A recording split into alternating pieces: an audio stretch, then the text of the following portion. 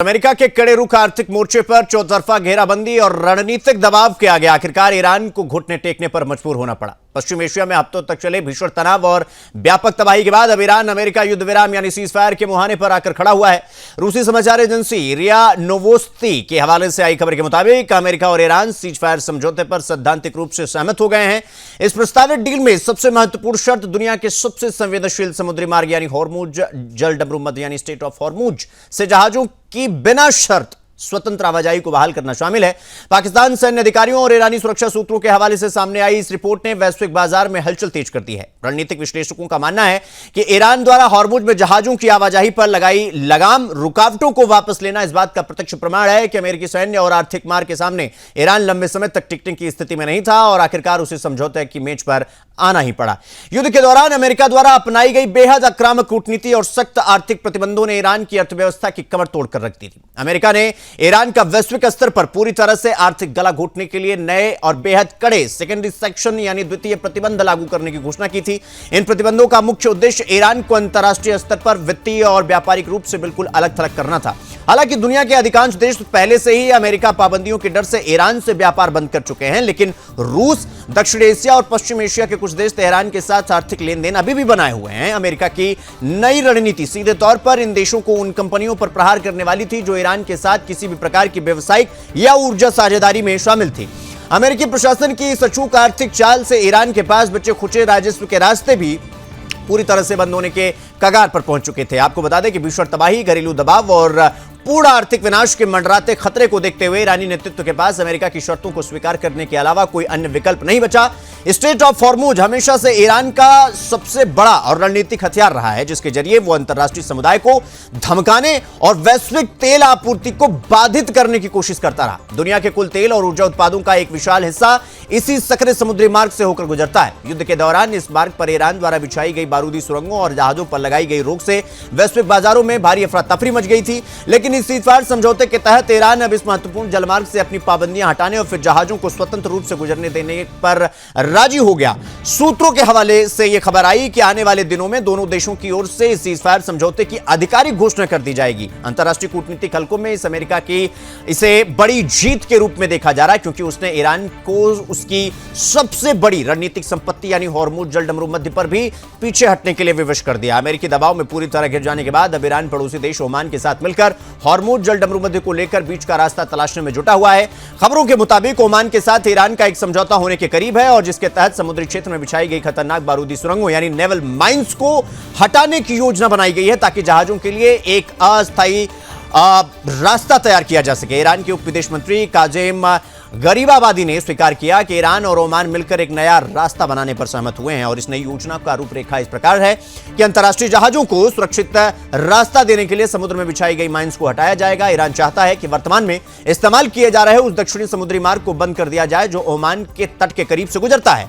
प्रस्तावित नए रास्ते के तहत दोनों दिशाओं से आने जाने वाले जहाजों को ईरान के समुद्री क्षेत्र के भीतर से गुजरना होगा। हालांकि ईरान की इस आखिरी पैंतरेबाजी पर भी अनिश्चितता के बादल मंडरा रहे हैं।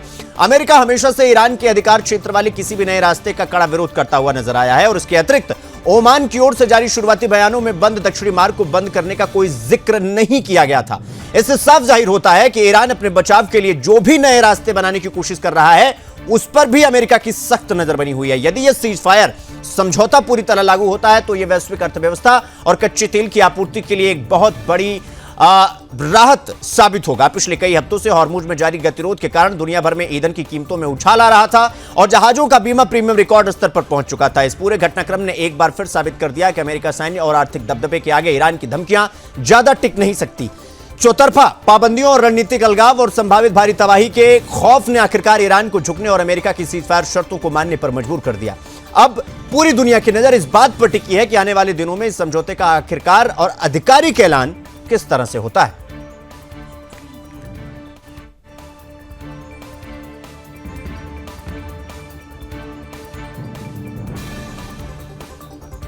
आर्थिक कार्रवाई और सर्वोच्च नेता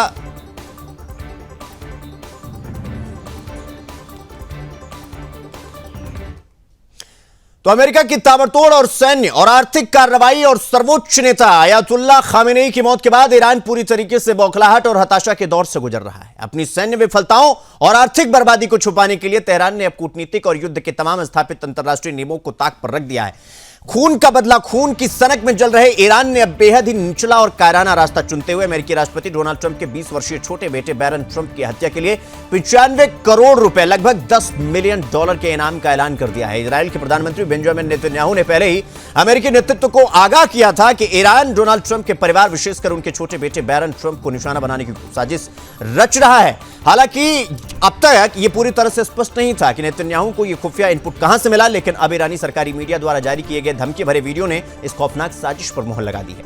इजरायली प्रधानमंत्री नेतन्याहू ने इजरायली टीवी चैनल को दिए एक साक्षात्कार यानी इंटरव्यू में यह सनसनीखेज खुलासा किया कि ईरान ने उनके यानी नेतन्याहू के अपने बेटे की भी हत्या कराने की साजिश रची थी, जिसके बाद उनके परिवार की सुरक्षा को कई गुना बढ़ा दिया गया। अब बैरन ट्रंप को दी गई सीधी सार्वजनिक धमकी से यह साफ हो गया है कि ईरान एक खतरनाक मानसिक खेल खेल रहा है और ईरान के इस्लामिक रिवोल्यूशनरी गार्ड कॉर्प्स यानी IRGC से जुड़े मीडिया और ईरानी सरकारी टीवी चैनल 3 पर प्रसारित किए गए प्रोपेगेंडा वीडियो में बैरन ट्रंप को सीधे तौर पर निशाना बनाने की बात कही गई है। इस वीडियो में 20 वर्षीय बैरन की दैनिक गतिविधियों यानी कि दिन भर वो क्या कर रहे हैं, उनके आने जाने के स्थानों और सुरक्षा घेरे की विस्तृत जानकारी देने का दावा किया गया। वीडियो में यह भी दावा किया गया कि अमेरिकी खुफिया एजेंसी यानी सीक्रेट सर्विस की कड़ी सुरक्षा के बावजूद बैरन की सुरक्षा घेरे को चकमा देना मुमकिन है, क्योंकि हाल ही में एक लड़की सुरक्षा तंत्र को मात देकर बैरन के करीब बैठने में कामयाब रही थी। और इससे पहले ईरान इसी तरह का आपत्तिजनक और धमकी भरा वीडियो ट्रंप की पत्नी मेलानिया ट्रंप को लेकर भी जारी कर चुका है। सर्वोच्च धार्मिक नेता अयातुल्लाह खामेनेई की मौत के बाद से ईरानी शासन अपने अस्तित्व के संकट के सबसे बड़े दौर से संकट से जूझ रहा है और ईरान का कट्टरपंथी नेतृत्व अब किसी भी कीमत पर बदला लेना चाहता है। अमेरिका अभियानों और राजनीतिक हार के कारण सीधे युद्ध के मैदान में खुद को असहाय पाकर तेहरान अब साइकोलॉजिकल वॉरफेयर यानी मानसिक युद्ध और निजी दुश्मन का सहारा ले रहा है। ईरान का मानना है कि राष्ट्र प्रमुख के परिजनों और मासूम बच्चों को निशाना बनाकर वो अमेरिका और इजरायल के शीर्ष नेताओं का मनोबल तोड़ सकता है, परंतु इस तरह की गैर जिम्मेदाराना और आतंकी कार्यशैली ने अंतर्राष्ट्रीय समुदाय में ईरान की छवि को एक खूंखार और गैर जिम्मेदार शासन के रूप में और अधिक बेनकाब कर दिया है। ईरान की इस अप्रत्याशित बौखलाहट के पीछे अमेरिका की वो कश्ती है और जिसका सीधा सा मतलब है कि आर्थिक पाबंदियां, जिसने ईरानी अर्थव्यवस्था को पूरी तरीके से उसका दम घोट दिया है। डोनाल्ड ट्रंप प्रशासन के ट्रेजरी सेक्रेटरी यानी वित्त मंत्री स्कॉट बेसेंट ने स्पष्ट किया कि अमेरिका द्वारा ईरान के खिलाफ अब तक का सबसे बड़ा और भीषण आर्थिक अभियान चलाया जा रहा है। इस अमेरिकी अभियान का सीधा मकसद ईरान के सभी वित्तीय स्रोतों, तेल बिक्री के अवैध रास्तों, अंतर्राष्ट्रीय बैंकिंग कनेक्टिविटी को पूरी तरह से ब्लॉक कर देना है, ताकि तेहरान आर्थिक रूप से पूरी तरीके से अलग थलग पड़ जाए। आर्थिक मोर्चे पर पूरी तरह गिरने के बाद ईरान अपनी जिद पर अड़ा हुआ है। उसने धमकी दी कि वो स्टेट ऑफ हॉर्मुज यानी हॉर्मुज जल डब्रूमध्य और फारस की खाड़ी से तेल की एक बूंद भी नहीं गुजरने देगा और पूरे व्यापारिक मार्ग को ब्लॉक कर देगा। हालांकि अंतर्राष्ट्रीय मामलों के विशेषज्ञों का मानना है कि अमेरिका नौसैनिकों के दबाव के सामने ईरान की ये नाकेबंदी की धमकी केवल अपनी जनता को गुमराह करने का प्रयास है। युद्ध के मैदान में हर चाल नाकाम होने के बाद ही ईरानी शासन अब व्यक्तिगत रंजिश, परिवार के सदस्यों को धमकियां और इनाम की घोषणा जैसे निचले स्तर के हथकंडों पर उतर आया है। ट्रंप और नेतन्याहू के बेटों को निशाना बनाने का यह प्रयास यह दर्शाता है कि ईरान अब युद्ध के तमाम नैतिक सिद्धांतों को लांघ चुका है। किसी नेता की नीतियों का मुकाबला करने के बजाय उसके परिवार और बच्चों पर इनाम रखना एक संप्रभु राष्ट्र के बजाय किसी आतंकी संगठन की मानसिकता को दर्शाता है। अयातुल्लाह खामेनेई के अंत और अमेरिकी पाबंदियों के दौरे प्रहार ने ईरानी सत्ता को इस कदर बौखला दिया है कि वो अब सीधे तौर पर निजी दुश्मनी और आतंकवाद का रास्ता अख्तियार करने पर उतारू है।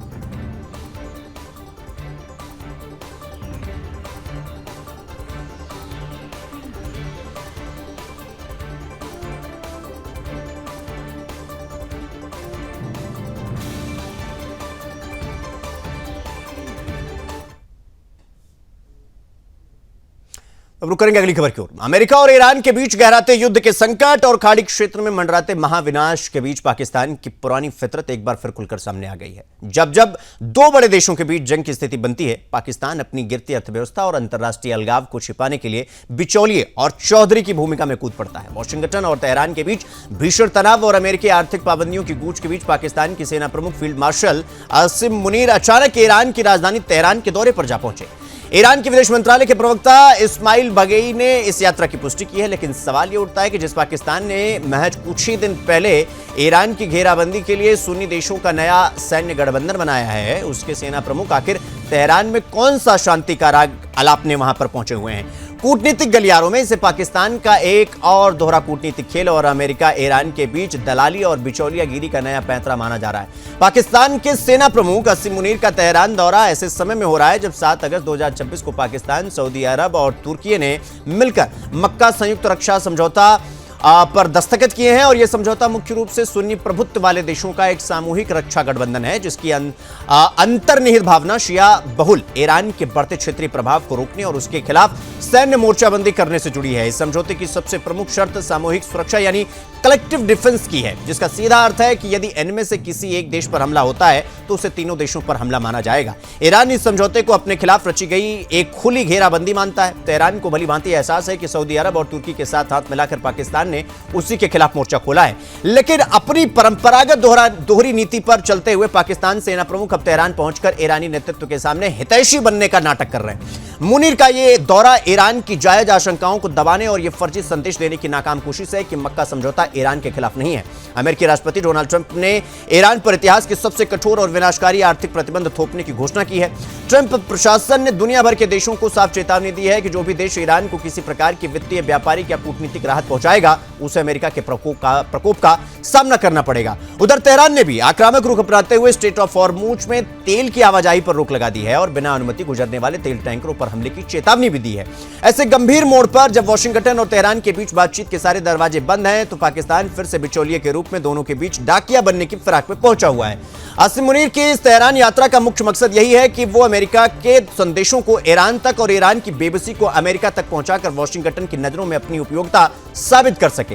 पाकिस्तान की यह छटपटाहट अमेरिका से मिलने वाली आर्थिक मदद और अंतर्राष्ट्रीय मुद्रा कोष यानी IMF से राहत पैकेज झपटने का पूराना हथकंडा है। पाकिस्तान भले ही खुद को पश्चिम एशिया का सबसे बड़ा शांतिदूत और स्वयंभू चौधरी साबित करने की कोशिश करे, लेकिन हकीकत यह है कि अंतर्राष्ट्रीय मंच पर उसकी साख शून्य हो चुकी है। ईरान के सुरक्षा रणनीतिकार अच्छी तरह यह जानते हैं कि पाकिस्तान का इतिहास हमेशा से अमेरिकी डॉलर और रियाल के इशारे पर नाचने का रहा है। तेहरान कई मौके पर पाकिस्तान की नीयत और उसके भरोसे पर खुले तौर पर संदेह जता चुका है। दूसरी ओर डोनाल्ड ट्रंप प्रशासन भी अब पाकिस्तान को किसी गंभीर या प्रामाणिक मध्यस्थ के रूप में नहीं देखता। वॉशिंगटन को भली भांति पता है कि पाकिस्तान हुक्मरान और सैन्य जनरल अपनी अंदरूनी नाकामी और राजनीतिक उथल पुथल और कंगाली से अपने देश की जनता का ध्यान भटकाने के लिए इस तरह के कूटनीतिक ड्रामे करते हैं। रॉयटर्स की एक रिपोर्ट के मुताबिक असीम मुनीर तेहरान में ईरानी नेताओं के साथ क्षेत्र की सुरक्षा, हॉर्मुज जल डमरूमंदी की नाकेबंदी और आर्थिक संकट पर चर्चा करेंगे, लेकिन हकीकत तो यह है कि न तो पाकिस्तान के पास इतनी रणनीतिक हैसियत है और कि वो अमेरिका के कड़े रुख को ढीला कर सके और न ही उसके पास इतनी हिम्मत है कि अमेरिकी पाबंदियों को दरकिनार कर ईरान की कोई वित्तीय मदद कर सके।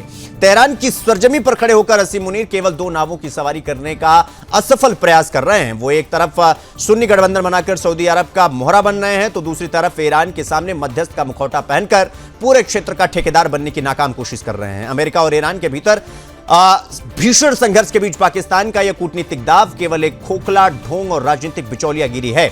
एक तरफ ईरान विरोधी रक्षा समझौते पर दस्तखत करना और दूसरी तरफ तेहरान जाकर शांति का राग अलापना पाकिस्तान की उसी दोगली नीति का हिस्सा है जिसे पूरी दुनिया दशकों से देखती चली आ रही है।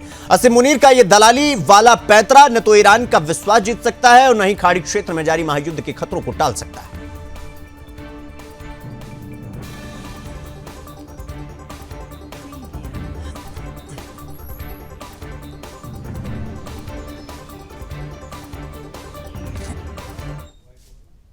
तो एक तरफ जहां पूरा मध्य पूर्व यानी मिडिल ईस्ट युद्ध की भीषण आग में जल रहा है, तो दूसरी तरफ पूर्वी यूरोप में रूस और यूक्रेन की जंग खत्म होने का नाम नहीं ले रही है। दोनों देश पूरी तरह से एक दूसरे के खून के प्यासे हो चुके हैं और हर बीतते दिन के साथ ये जंग और अधिक खूनी होती जा रही है। और इसी बीच यूक्रेन ने रूस को एक बार फिर दहलाते हुए उसके दिल यानी सबसे बड़े ऊर्जा बुनियादी ढांचे पर बहुत बड़ा प्रहार किया है। दक्षिणी रूस में यूक्रेनी आत्मघाती ड्रोनों ने तांडव मचाते हुए रूस की दो सबसे प्रमुख तेल रिफाइनरियों को निशाना बनाया है।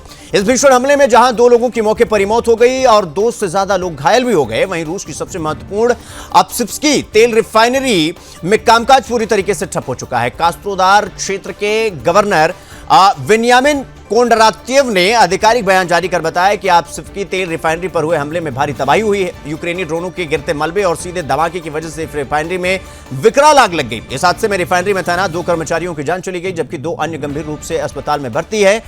आग की भयावह और तकनीकी इकाइयों को पहुंचे नुकसान के चलते आप्सकी रिफाइनरी का संचालन फिलहाल के लिए पूरी तरीके से बंद कर दिया गया है। यूक्रेन का यह हमला यही नहीं रुका। कास्ट्रोदार के पड़ोसी रोस्तोव क्षेत्र में नोवो शांखित्स्की तेल रिफाइनरी को भी यूक्रेनी ड्रोनों ने निशाना बनाया है। हमले में रिफाइनरी के मुख्य हिस्सों को भारी नुकसान पहुंचा है। सुरक्षा और क्षति का आकलन करने के लिए अधिकारियों ने नोवोशांखित्स्की रिफाइनरी में भी शोधन कार्य को अस्थायी रूप से स्थगित कर दिया है। दुनिया का ध्यान इस समय मिडिल ईस्ट में जारी भीषण संघर्ष पर टिका हुआ है, जहां अमेरिका, इजरायल और ईरान आमने सामने हैं। लेकिन इस वैश्विक उथल पुथल के बीच रूस और यूक्रेन की जंग का दायरा भी खतरनाक रूप से बढ़ता चला जा रहा है।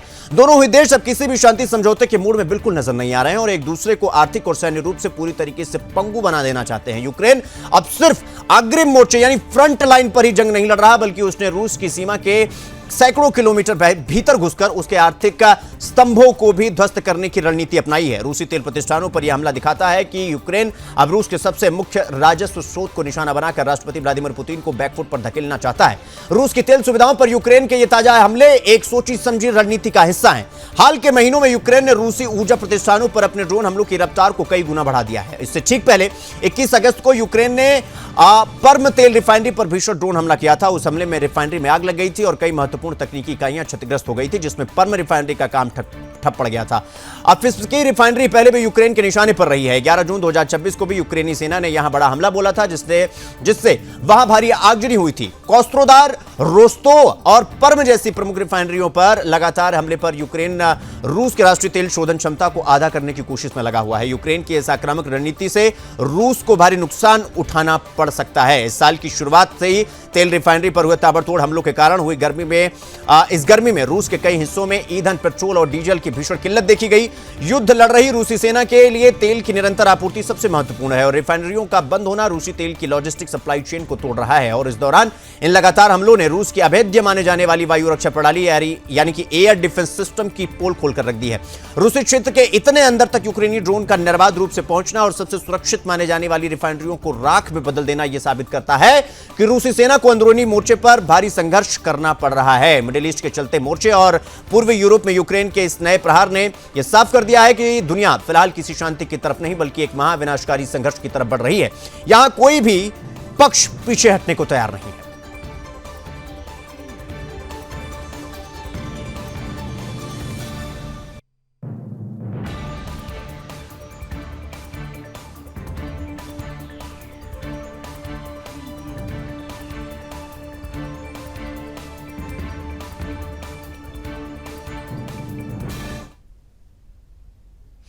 तो रुक करेंगे अगली खबर की ओर। कैरेबियाई देश हैती में गैंग हिंसा ने एक बार फिर इंसानियत को झकझोर कर रख दिया है। राजधानी पोर्ट आ प्रिंस के बाद हथियारबंद गैंग ने उन लोगों को निशाना बनाया जो पहले ही हिंसा से भागकर एक चर्च में शरण लिए हुए थे।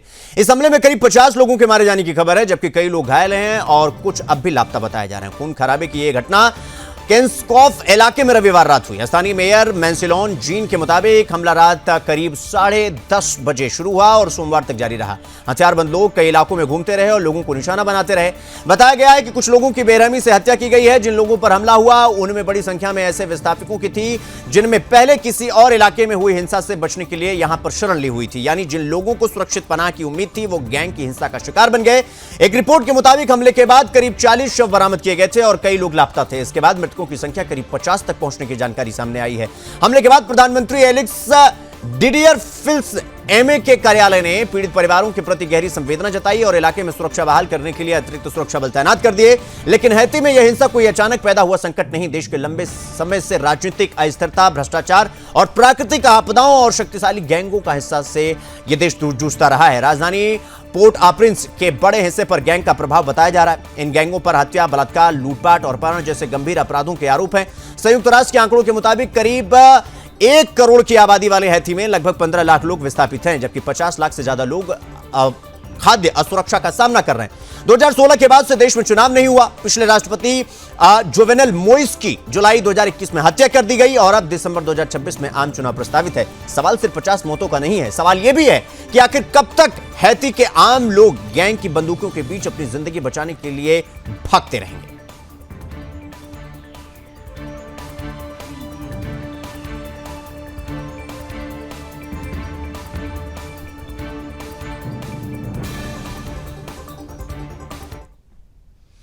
तो नेपाल में बाढ़ से तबाही मची हुई है। इस तबाही में भारत के 100 से ज्यादा पर्यटक लापता बताया जा रहा है। यूपी बिहार में अलर्ट जारी किया गया है। नेपाल के रसुआ जिले से गुजरने वाली भोटोकोशी और त्रिशूली नदी में अचानक आई भीषण बाढ़ ने पूरे देश में तबाही मचाकर रख दिया है। तिब्बत की ओर से बिना किसी पूर्व सूचना के अचानक भारी मात्रा में छोड़े गए पानी के कारण निचले इलाकों में जल प्रलय जैसी स्थिति पैदा हो गई है। सालों से तिब्बत की तरफ रोके या नियंत्रित किए गए पानी के इस तरह अचानक बेकाबू बहाव से सुरक्षा एजेंसियां सतर्क हो गई हैं। अंतर्राष्ट्रीय और कूटनीतिक गलियारों में अब यह सवाल तेजी से गूंज रहा है कि क्या नेपाल को इस जल आपदा में धकेलने के पीछे चीन की कोई बड़ी राजनीतिक साजिश है।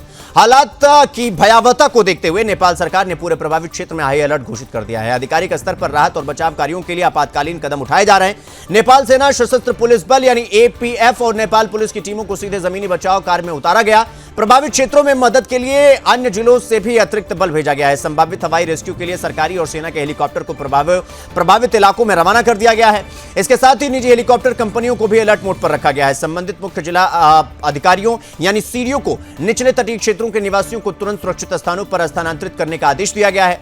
आम जनता को एसएमएस और कॉल के जरिए सतर्क किया जा रहा है। आपदा प्रबंधन प्राधिकरण ने रेड क्रॉस और चिकित्सा दलों के साथ तालमेल बिठाकर प्रभावित क्षेत्रों में अतिरिक्त एम्बुलेंस और जरूरी दवाएं भेजना शुरू कर दिया है। और इस तबाही का सबसे संदिग्ध पहलू जल प्रलय की टाइमिंग और तरीका है।